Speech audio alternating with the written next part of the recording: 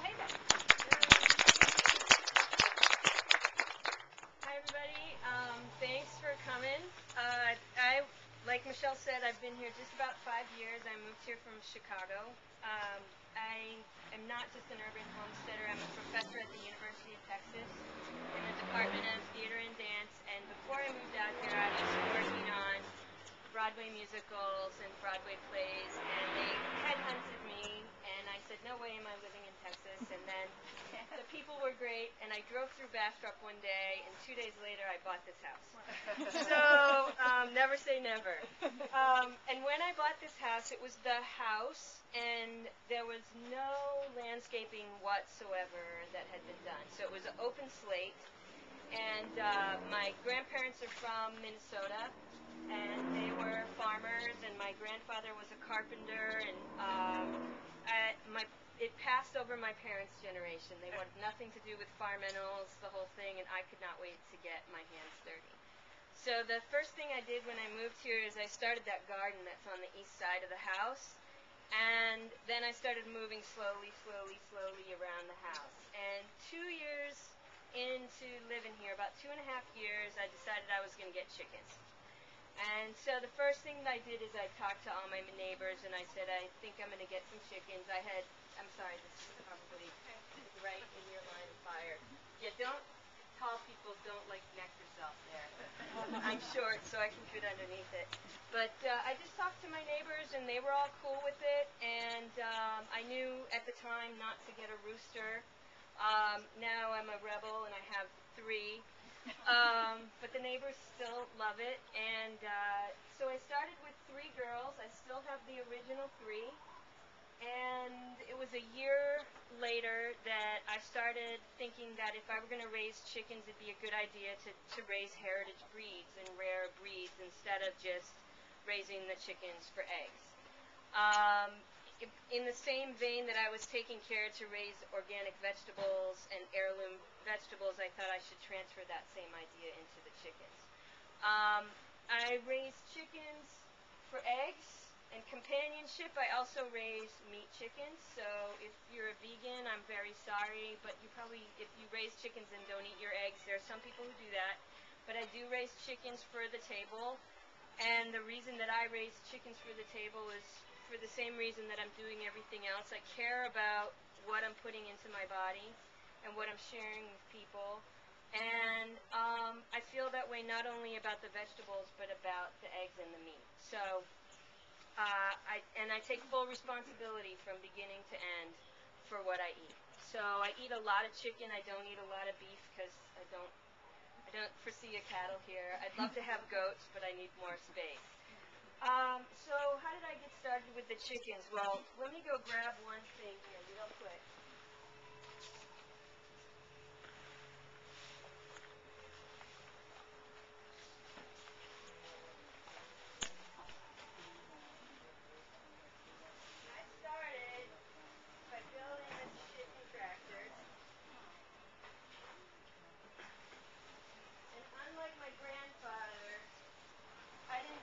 Build anything. So I completely made it up as I was going along, But this chicken tractor here was my first foray into raising chickens. The way that I did it is I researched the internet a lot, and I found as many pictures as I could about how people build chicken tractors. And I'd sit with my computer and pieces of wood and put it back together, take it apart, put it back together again, and that was the first generation. And what I did with that is there would be days when I would just set it right on the ground, and then as the chickens got bigger, I made like a raised bed but with cinder blocks, and I put chicken wire underneath it so creatures could not dig underneath it. Although I'm in more of an urban setting, we have raccoons, possums, skunks, and they all love chicken. Everybody loves chicken. So, and I learned, and dogs.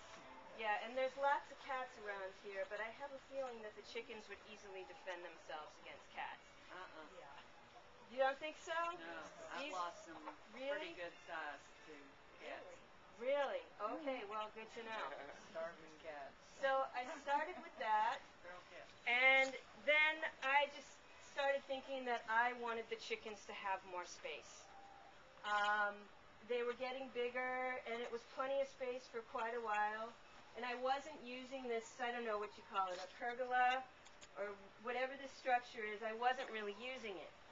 So this is the extension that I did recently this year. But if you look inside, you can see that there's this white, it's sort of a whitewashed area. That's the original chicken coop. And in the same way that I built this, I just got some wood, got outside, figured it out. Made mistakes, figured it out, just kept doing it. And I wanted to do it myself. I just wanted to be able to do it myself. And I live here by myself, so either I figure it out or I don't figure it out. And the girls were my inspiration because I wanted them to have a good home. And so once that was up, then I figured that they should have company. So I got a few more. After the second batch of meat chickens, the freezer was full. Neighbor's freezer was full. Another neighbor's freezer was full. And I decided to try to start the victory chickens and raise chickens, rare and heritage breed chickens for folks who may not have the time to raise baby chicks but are interested in raising chickens of their own. So generally what I do is I raise them up until at least 6 weeks of age, preferably 7, because it gets them through any of the young diseases, or if they're going to have any kind of a lot of them might have digestive problems and just not make it. But after about 6 weeks, 7 weeks, they're in pretty good shape, and you know they're going to do well. And they're feathered out so they can be outside whether it's warm or cold. And they pretty much become more acclimated to humans because I just can't resist them. I hang out with them a lot. I will put a chair in there and just sit with them regularly. I don't watch television. This is where I relax.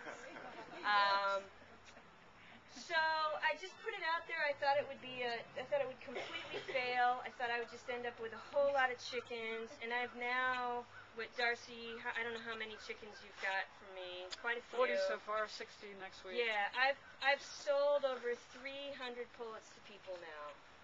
So, and I raise them 25 at a time because that's the space that I have, and I don't raise any more than that because I don't want them to live in crowded seclusion. And I try to raise heritage breeds and rare breeds only, but a lot of people have said to me, I'm interested in the black sex link or the red sex link or the like heavy egg layers.